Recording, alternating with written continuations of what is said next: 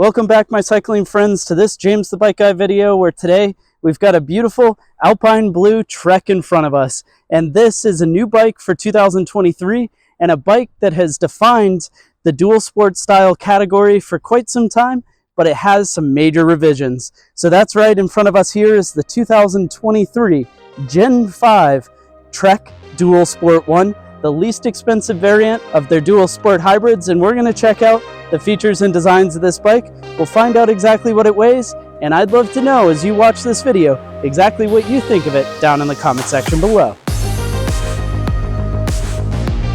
And like any video on this channel, let's start talking about what the Trek Dual Sport is and what the DS1 means in this lineup.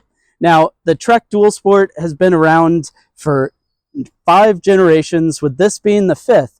And when it originally came out, what it was essentially a way to mix together the performance of their FX series fitness commuter hybrids with the performance of a mountain bike, such as their entry-level Marlin mountain bikes. And the reason you might want to do that is because a lot of people are looking for one bike to do it all.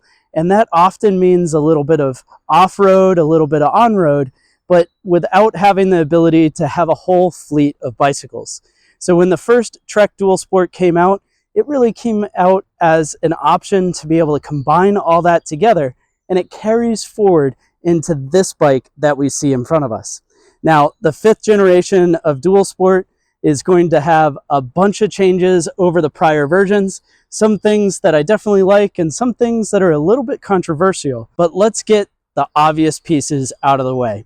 So all Trek Dual Sports run this Alpha Gold aluminum. So this gold aluminum means that these are going to be shaped and butted tubing like you see here. That same frame is going to be on all Dual Sport models. On all Dual Sport models, you're going to have rack mounts. You're also going to have a mount for a cafe style lock. Out back, you'll have fender mounts, and then you also have a quick release in the back end. And one very interesting thing, you see this standoff that kind of sticks out a little bit further? Well, that is on the bike because this bike is running disc brakes. Now with disc brakes, these standoffs, which are used for the rack to go onto the back, sometimes you used to have to buy a specific rack to be able to clear that disc brake and spacing.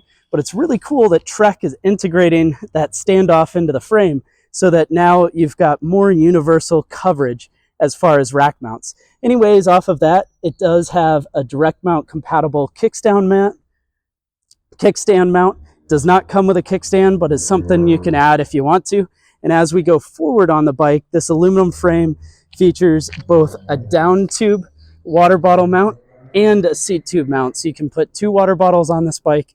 And a new feature for Gen 5 on that regard are going to be these 3 mounts underneath the top tube. So top tube, of course, being your top tube of the bike. This piece is your down tube. You've got your head tube, which is what the fork goes into. And then the seat tube, of course, because your saddle or your seat is on top of it. Chain stay, and then seat stay. Chain stay, of course, because your chain's there, and seat stay going up to the seat. Well, anyways, underneath the top tube, what those 3 mounts are a mount to be able to add a bag for the inside of the frame. I really like that because if you're going to use this for a bike to, say, take on vacation and you want to mount a child's seat on the back or even be able to run different attachments, being able to have that internal frame bag inside of that front triangle is a pretty cool feature. So also going into the front end, we come down to this steel fork. Now this fork is going to change as you go up in models, and the reason you might have the fork change is that's an opportunity for lighter weight, say using aluminum or even carbon. So on this entry-level DS1, which runs $749, you have that steel fork, you have that Alpha Gold aluminum frame with all those features we talked about. And then as you go up to the Dual Sport 2, or the top model, the Dual Sport 3, what's going to change is, of course, all the parts and features on the bike. The fork is going to get updated. The wheels are going to get updated. But the Dual Sport 1 is really that greatest hits of exactly what you need to be able to get this Dual Sport riding experience. And by Dual Sport riding experience, of course, this is no mountain bike. You're not going to replace, say, a downhill mountain bike and go to a ski park with it, but really it's designed around being able to do gravel roads, a little bit of light trails in your local state park, but have the capability of rocking on some really chunky and difficult paved roads as well. And that's where one of the biggest changes for 2023 comes in. So you see this GR0 comp tire? Well, this is a pretty fat tire on the bike and a big change for most of these. Now, it is really common on most dual sport style bikes from just about any brand that they would run what's called a 700C wheel, which in mountain bike terms is a 29er. But what we have on here is what's considered a 650B wheel, or 27.5 inch. So that means the actual aluminum part, this is a 27.5 inch wheel, but that allows them to run these giant 50 millimeter wide tires to get a really fat tire setup. So with a 50 millimeter wide tire, that increases the width, but as you increase the width, the tire height actually enlarges as well. Essentially, it's a ERTO standard. It's a standard for bike tires. So the trick here is smaller wheel, bigger tire allows for a lot more ride quality because you have more sidewall to compress over bumps and roots and things like that, as well as that wider tire setup to be able to have additional traction on bad terrain. The next place that you're going to see a big change from the Gen 4 to this Gen 5 variant, that of course is going to be in that fork. So the fork we talked about was made out of steel, and a steel fork does not have suspension. So it was common on all the prior generations that there would be a shock in the front end. And by having that shock, it increased the weight, a little bit of complexity on the dual sport style bikes. And Trek has removed that front shock and added those fatter tires to pick up the compliance and the comfort on how this bike rides.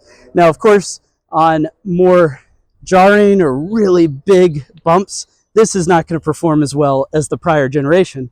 But on anything else, it should be able to add quite a bit more ride quality, lighten the bike up, and certainly increase its quickness on a paved road and smooth to semi-rough roads. One more feature that I love on this new Dual Sport Gen 5, you see those cables?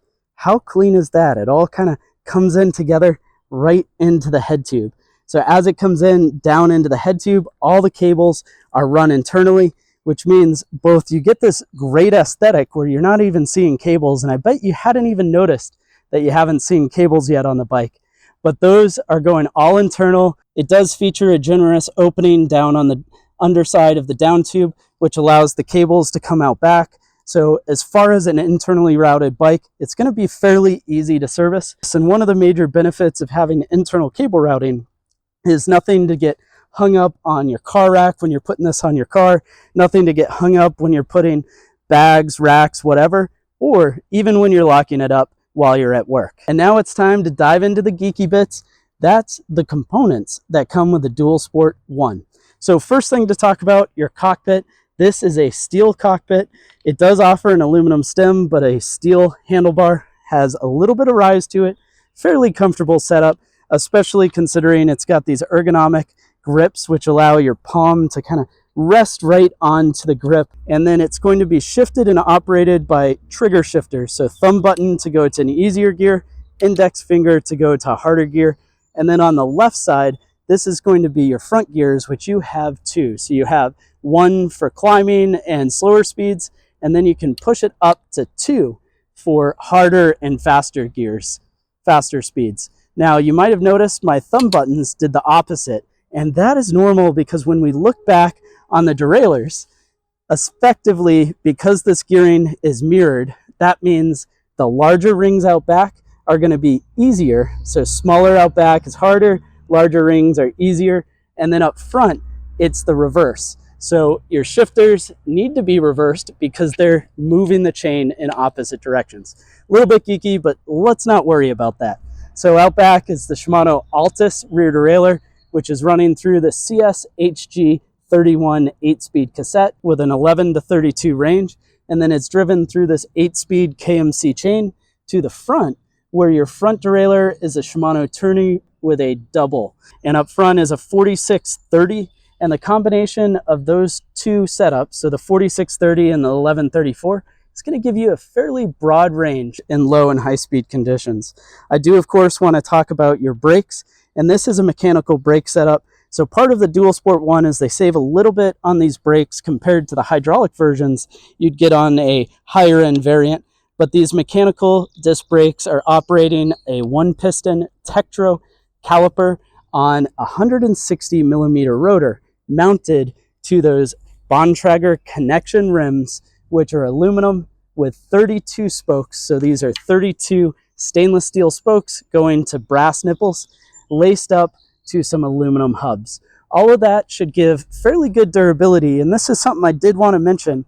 If you're looking for a bike as a heavier rider, something like a Dual Sport may be the right way to go. And the reason I say that is this has a claimed max weight capacity of 300 pounds. Now, it's not uncommon for those max weight capacities to be a little bit conservative. Not that I'm offering that you should go over that weight limit, but when you compare that 300-pound max weight capacity to other models in the Trek lineup and even other bikes out there, this is going to be one of the higher weight limits for anything that's not a cargo bike. So pretty interesting to mention, especially with those fatter tires on smaller wheels. That's going to give more support for a bigger rider, and a 300-pound weight limit when it's really common to see anywhere between 220 and 275.